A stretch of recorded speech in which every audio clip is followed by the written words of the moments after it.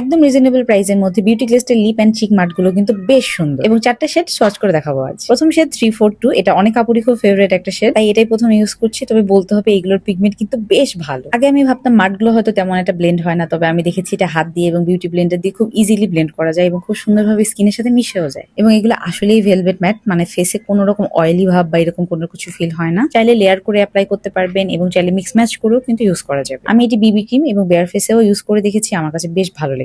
এবং এটা ম্যাট হওয়াতে এটা স্কিনকে আর অয়েলি করে না। এবং লিপসের ক্ষেত্রেও কিন্তু সেম একদম ভেলভেট ম্যাট একটা ফিনিশিং আসে এবং ঠোঁটে খুবই ন্যাচারাল লাগে। নেক্সট শেড 302, বেশ সুন্দর একটা রেড কালার, যেটা মিডিয়াম স্কিন টোনেও খুব ভালো মানাবে এবং পিগমেন্টেশনটা তো দেখতেই পাচ্ছেন এবং ঠোঁটেও কিন্তু বেশ ন্যাচারাল লাগে এই শেড গুলো। তবে বলে রাখি এগুলো ট্রান্সফার প্রুফ বা স্মাচ প্রুফ না, তবে লিপস এন্ড চিক্সে একদম ম্যাট হয়ে থাকে। নেক্সট শেড 305, এই কালারটা লিপসে আমার খুবই ভালো লাগে, খুব সুন্দর সফট একটা ব্রাউন কালার। আমি ব্রাশ দিয়ে ইউজ করে দেখাচ্ছি, তবে এগুলো হাত দিয়ে ইজিলি ব্লেন্ড করে ফেলা যায়। ওকে, নেক্সট শেড 358, এটা বেশ ডিপ অরেঞ্জিশ কোরাল টাইপের একটা কালার। এই কালারটা ব্লাশ বা লিপস্টিক হোক, দুইভাবেই খুব ভালো মানে। এবং এই প্রোডাক্ট গুলো আমি পেয়েছি বিউটিস বিডি ফেসবুক পেজ থেকে। এছাড়াও বিউটি লিস্টের মতো আরো বিভিন্ন রকম ব্র্যান্ডের প্রোডাক্টস পেয়ে যাবেন তাদের কাছে এবং তাদের প্রাইস গুলো বেশ রিজনেবল লেগেছে আমার কাছে।